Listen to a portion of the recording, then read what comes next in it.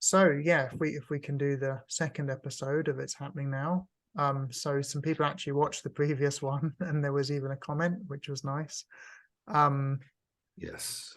And yeah, so just over the last few days, I've been thinking a lot about Alan Turing, because it's a name that's coming up in the media recently.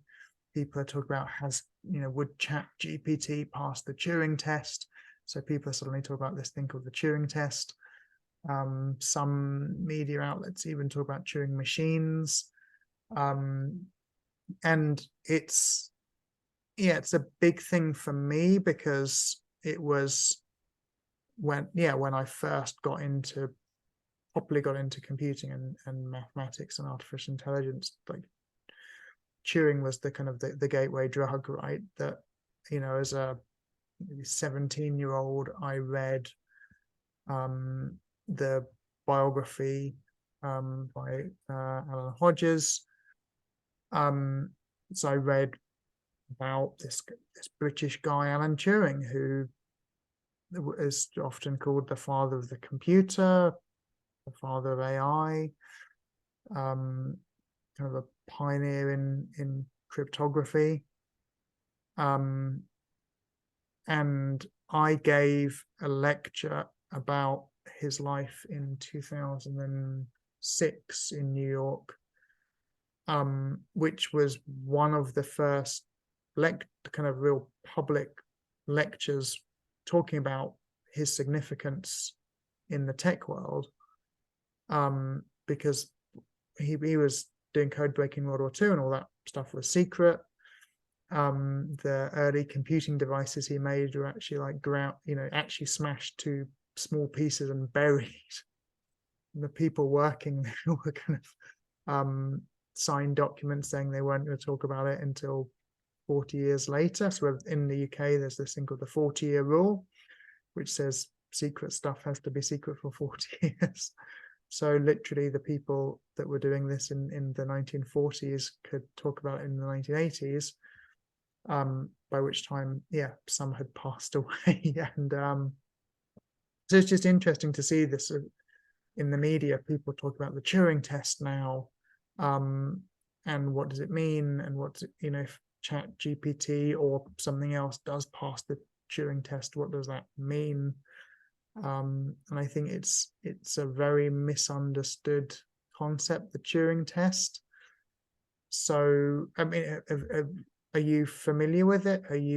Is it like just a name to you, or? Well, I'm reminded of previous conversations we've had, so of course it's familiar to me. We've been around the block a couple of times here, and I'm just we were talking previously, obviously, and you notice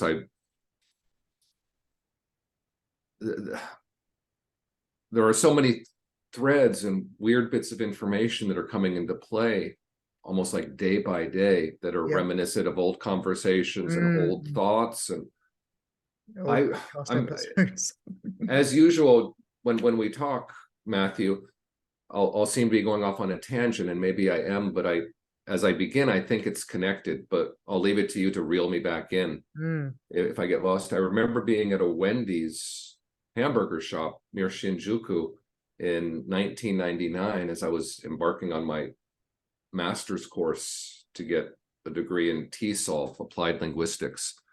And this was the first course, and I remember the instructor, she was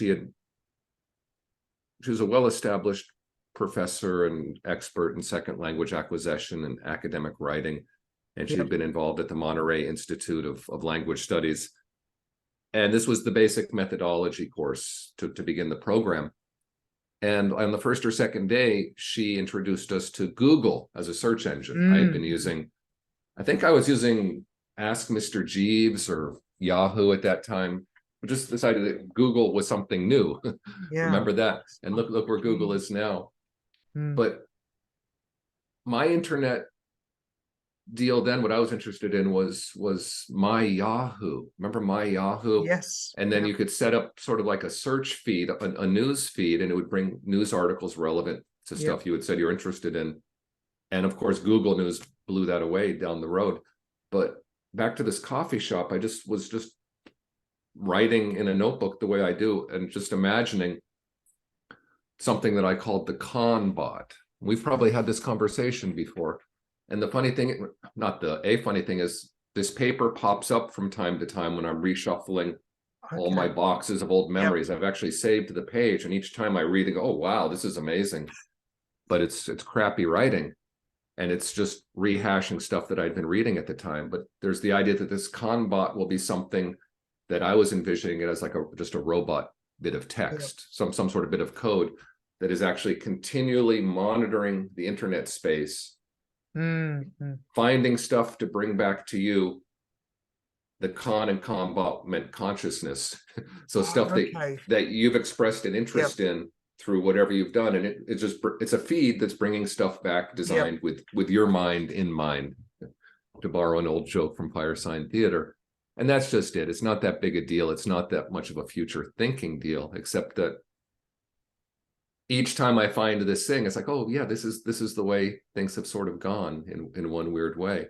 That Yes, yeah, very much. And I think, it was one of those ideas, wasn't it? This thing of like intelligent agents or smart agents, and the whole thing with Ask Jeeves, like the idea that an electronic butler finding, but it was just an interesting concept that it has to go and find stuff and bring it to you. well, I think that was from the idea of the spider robots that they had that were just crawling the web looking for stuff. So just based on my understanding of the architecture of information back at that time, and reading science fiction and doing stuff, I just sort of cobbled the ideas together in this little piece with a product called the Conbot. But then there are different ways, that different connotations to Conbot. Of course, con as in confidence game, which is the delicious humorous angle to all of that. So what does all of that mean? I don't know, I forget what we were talking about, the Turing test. I'm remembering another conversation, and I don't remember if it was 12 years ago or 2 weeks ago with you, specifically related. Well, what you just told me is that all of Turing's machines were smashed up. So this must be more the Enigma machine, which is what Turing's machine cracked. It was you who told me this, that British intelligence distributed these Enigma machines throughout their the Commonwealth, in that would have been throughout the Commonwealth countries. So am I remembering correctly? And is there significance to that story? So when because last time we were talking about when we're using this tech, is it already compromised at a very deep level, kind of maybe at a hardware level? So it doesn't matter what security software we're running or what care we're taking online, if the physical computer is using these sophisticated covert channels to leak out our data. And that's exactly what happened with the Enigma machine, because when Germany fell at the end of World War II, I mean, there were a lot of these Enigma machines. They're a very key part, because they're portable, they're a very key part of the German strategy of, is it Blitzkrieg? This kind of very fast attack, getting everyone to arrive at once. And a big part of that was fast, secure communications, to get the Stuka bombers and all the dive bombers and the vehicles to suddenly appear in one place very quickly, overwhelm the enemy, and then leave. So the British got all these Enigma machines and then thought, we can crack these, let's give them to our friends, because we like to keep an eye on our friends. And so in World War II, I mean, Turing had been at Cambridge University before World War II, and had come up with the concept of the Turing machine. So this idea that if you imagine someone at a desk with a big pad of paper and some pencils, and they're working things out. And he said, well, anything that a human could work out at a desk with pen and paper, a machine could do that with, so in his theoretical model, you had a long paper tape and a head, like a read-write head, that would go scan along this paper tape and read the symbols on there, and then manipulate the symbols by moving backwards and forwards along the tape, erasing things, printing things. So whatever you would, if you were, you could have a process where you squared a number. So it would have a process where it would read a number, and then it would go through various steps and would write the square of the number, in the next square. And his big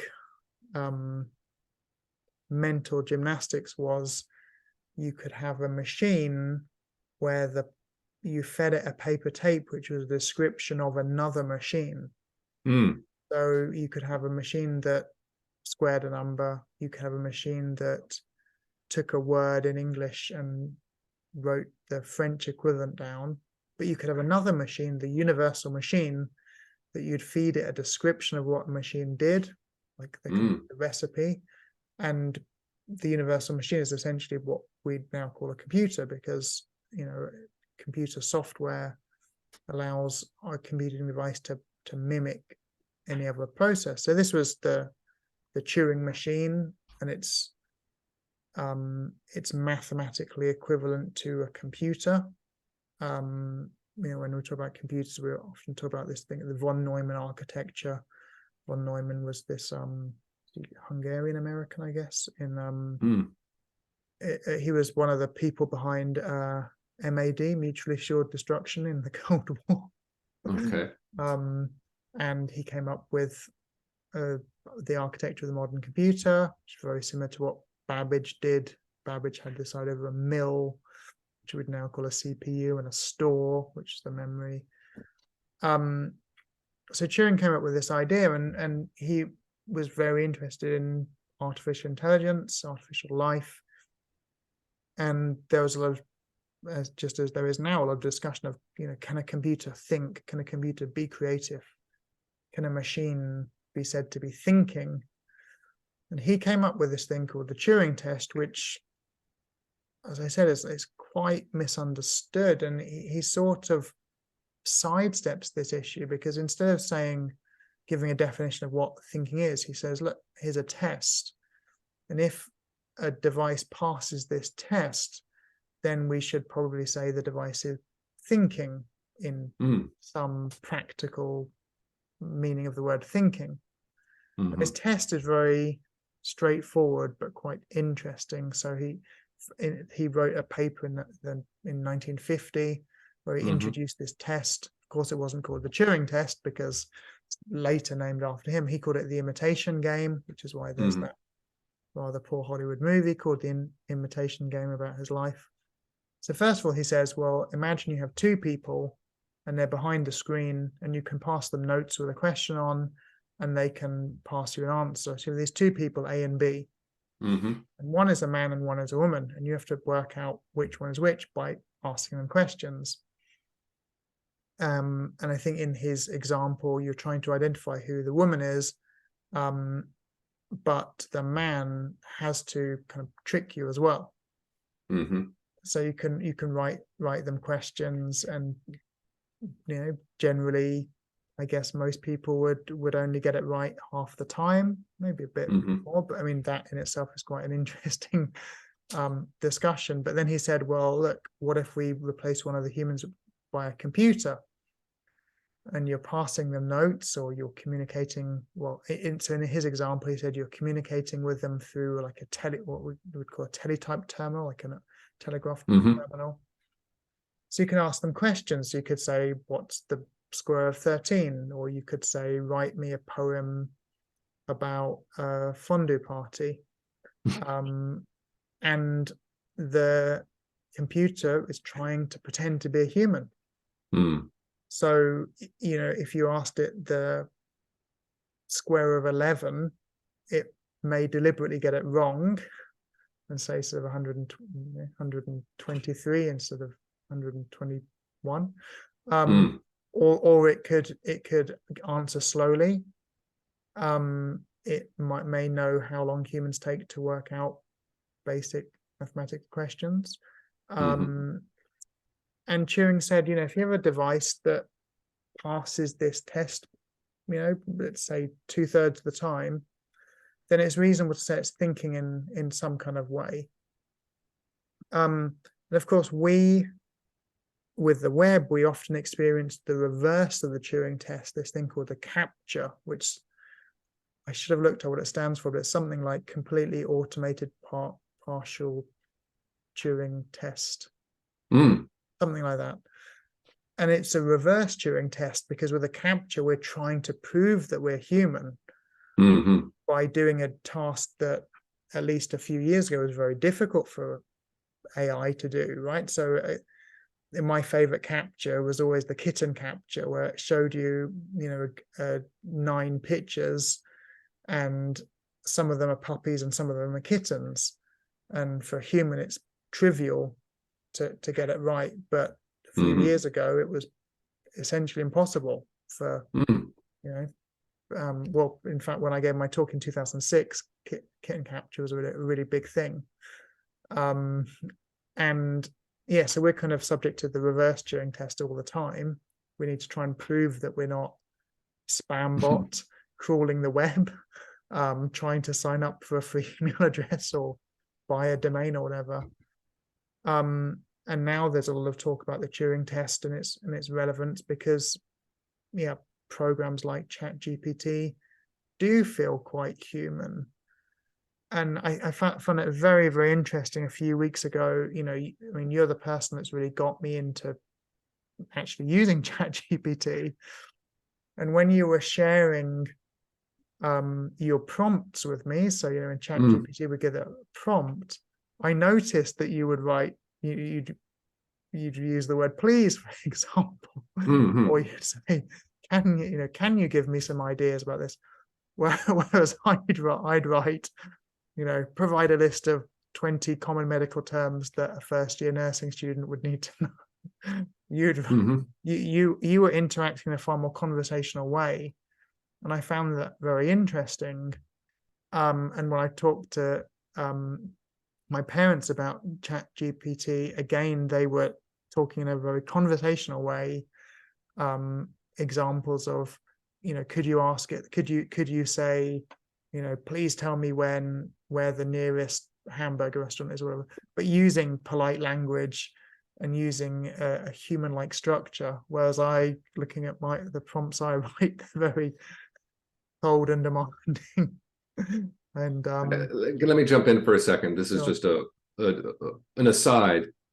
You're talking about your parents. Prior to recording, we were talking about sort of generational differences in digital natives, and how you and I, even though we're more than a decade apart in age, we both sort of straddle that boundary of awareness of pre-internet time and post-internet time, and now would be pre-AI time and post-AI time, all these sort of delineations between what could, for lack of a better term, be generations. But I'm so appreciating what you're saying about your parents wanting to use this more formal and polite form of addressing this machine, this artificial intelligence. For me, it's just a quirky way of doing it when I talk to Echo at my girlfriend's house asking to play music. That was the other example I was just thinking, because I've got an Amazon Echo, and when I've seen talking to it like it's a person, and then like scolding it for getting the wrong thing. No, not that version of By the Thrill of the Night or whatever it is. But the thought that popped in my head was air travel. And I remember as a kid going on a flight, getting all dressed up for it. It was a really big thing. And perhaps your parents and I sort of share that fascinated sense of awe and respect for what this provides. It's like suddenly we can get across the country or across the continent in just a few hours, and we're doing it in a sharp and neat jet age sort of way, and therefore we have to dress up for the occasion. Similarly, by using this more respectful and formal form of address with ChatGPT, I don't know what the psychology of all that is, and I don't know if this is really useful for the original discussion. No, I kind of appreciate hearing that your parents are of that same adopting that same register, to borrow from the linguist's way of looking at language. Yeah, but I think part of it is maybe related to scarcity mindset. And you know, I mean, things like, it's hilarious when I talk to my parents on Skype. I always remind them, like, this is a free call. There's All right, unlimited. because long distance used to be precious, prohibitively expensive, particularly in the UK. And remember, in the UK, not just long distance, but the telephone in general, because we did not have free local calls like you had in the US. Oh yeah, yeah. And it was, you know, it was a thing, like you would call someone up and you're paying by the minute, and you know, and you know, the opposite of my parents would be what, you know, we, again, like previous to this, you know, you and I had been talking about this concept of the digital native. And one of the things that is just struck me about the digital native is that they have this abundance mindset, where, at least where digital things are concerned, which is the reality. That, you know, they photography would be another one, that, you know, when you took photos, you had a reel of film that was a 24 exposure or 36 exposure, and it cost money to buy the film, and it took time to get it developed. You might take it to a photo lab where they send it away, and you go and pick up the photos the next day or 3 days later, and some of them might come out badly. And it was a thing that, you know, now we can take unlimited, we can churn out, we can take unlimited media, we have unlimited storage. I don't know if you have this problem, but I find it very hard to throw away DVDs, even copy DVDs, because I remember the time it took to burn the DVD. You'd run it through some software. You had, you know, a dual layer DVD was, I think, what is it, 7.3 gigabytes, but a blank DVD was single layer 4.6 gigabytes. So you'd run it through a bit of software that would compress it, and you'd have to make decisions about, do you compress the audio or the video? Do you have, you know, and now I've got stacks and stacks of DVDs. In some cases, it's quicker for me to download a movie than to go and find a DVD. But it's this kind of, this completely screwed up idea about the value of it, because, you know, the sunk cost fallacy, that I'd put time into legally backing up those DVDs, obviously.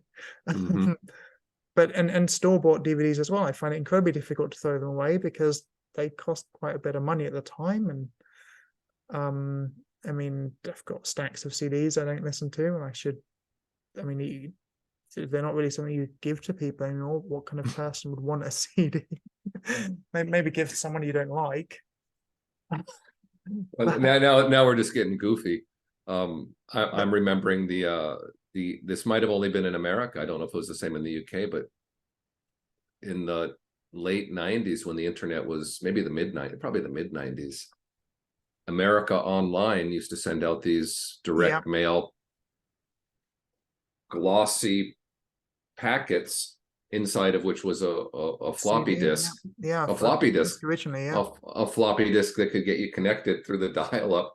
And then there sort of like became this whole joke that, you know, we'll just erase the AOL and get a free floppy storage out of the deal. Talk about scarcity and memory space to save your files. Because I remember when we had those in the UK, the floppies, and later the CDs from companies like AOL or even, you know, CompuServe. There was often, one of the things was it was a free 30 minutes, again, when you were paying for web access by the minute. In England, remember, we were paying by a minute plus our local call as well. So we have free local calls. But it's just this whole thing with digital natives, that they have this idea of like unlimited access to digital media, and no concern about how much digital media they generate, because, I mean, realistically, it is unlimited, right? That, you know, I remember first getting 20 megabytes of web storage space was like, that was what an ISP would give you in the UK. in exchange for your $30 a month for your dial-up line. They might give you, 3 email addresses for your family plus 20 megs of web space, which just seemed incredible. But how are you going to fill up 20 meg? That's so many pages of text you'd have to write. But now with digital natives, they were born at the time when the web was already a normal thing. And I just wonder, in the context of the Turing test, like maybe when they're interacting online, then they're not concerned whether they're interacting with an AI or with a human, because now, of course, there's a lot of AI chatbots. I went to a website just, an hour ago, and a thing popped up, hey, how can I help you? And of course, it's an AI chatbot.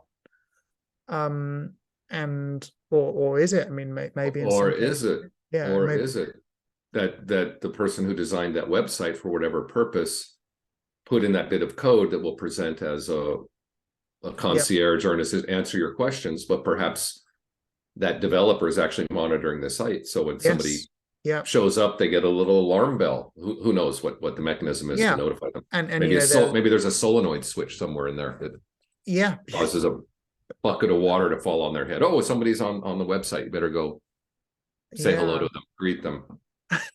Yeah, I don't know, that this goes back to a Philip K. Dick story, and I don't know which one it was, and it's not directly related, but we've spoken about it before. I just love this idea that there's, between the home base planet or the main space station and the outlying post of people doing whatever work they do out in far space, there are a series of blobs of technology, we'll call it a satellite or something, with communication equipment that is just like a relay loop, because the distant ends are so far apart. So there are all these pods of relay in between that are just passing the information, the communications between the workers or the astronauts and the people controlling them, mission control. But there's also family on the home planet or the home space station, wherever it all started. But you get this idea of this extended network of distant end and people needing to communicate. And why not have in one of these just sort of tin cans out there of a relay station have an actual human who's sort of like the old switchboard operator from the early days of telephone, who is sort of monitoring the feed and also providing entertainment for the people out on the distant end. So kind of like a DJ who's halfway in between, and a very boring, dull, solitary job, but just this sort of cosmic space pirate DJ who, I don't know, it's always been so appealing to me. That would be me if it could possibly that would be your dream job. Exactly. Now, I mean, and it could become a reality right now. Well, what do you mean? So it wouldn't actually be the organism me, but it would be potentially. But all, again, I just keep thinking about when I was reading sci-fi as a child, and then there were decades when there was no progress with space, and now we're just getting to the point where maybe a lot of people alive now will be working in space in some capacity in the future. And maybe you could somehow carve out a niche as the intergalactic DJ. Well, remember Sun Ra, or maybe you don't. Do you remember Sun Ra? I don't think so. The jazz musician, band leader, whose music was kind of intergalactic. And I finally found a topic that Matthew is not familiar with. Possibly. I get a gold really star. Big, really huge group. The orchestra. Okay. Yes. No, they would appear in Egyptian garb. Yep. It's like this intergalactic jazz musician. They actually played in Eugene in the 70s in this little old cinema that had formerly been a funeral home. I didn't get to see that show. I wish I had. But one of his songs was "Space is the Place." So just what you were saying, you're right. The space age, the space race is upon us again. We need to wrap up, and I don't know if we answered the Turing test question. Well, no, but hold on. As you were posing the question, the thought came to me. This is such just the idea of asking this question is so human centered, and throw whatever the right is. There's bias in there that. Yeah, Of course, the human would ask the question, can we detect a human or a machine? But ultimately, maybe that's a very low level, irrelevant question. I Yeah. just don't know. And But here's what I want to finish with, because it relates more to just the nostalgia and the changing technology. With my recent work tutoring English online through this company called Preply, I've attracted what I call higher level students because they have good ability to communicate, high level of vocabulary, grammatical awareness, but they perhaps feel a need to improve their pronunciation and fluency and also become more comfortable talking to native speakers. I get people that are in our generation, pre-digital native, and also mostly digital natives, but a lot of them are working in really high-tech jobs, computer data scientist, coding on the blockchain and whatnot or the other. And one particular conversation, I mentioned the Internet Archive. The person had never heard of the Internet Archive. And you and I spent a lot of time exploring it and thinking about it and just noting the amazing vision of this project. Yes. Yeah. And then I have told these people that are in the computer industry now, the IT industry, about some of the stuff that's available.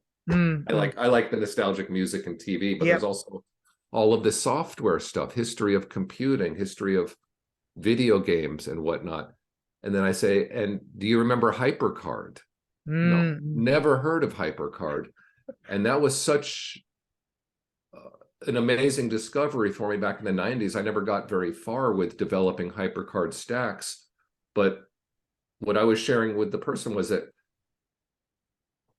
the Internet Archive is now in the process, or has been in the process, of gathering and storing all of these old HyperCard stacks that so many people created, that school programs and university programming departments were having people build and create stuff. There's amazing things there, and the ability to emulate it through the website. Exactly, yeah. Like they're doing games consoles and Right. That's just so mind-blowing, and yet so many people that are making their living in this industry have no awareness of it, and doesn't matter. Probably it doesn't, but it definitely reminds us that, you know, things persist a lot more than we imagine. Like, it's very, you know, the digital natives are churning all this stuff out, and they're consciously or subconsciously thinking that it will disappear at some point, but maybe a lot of it is out there forever.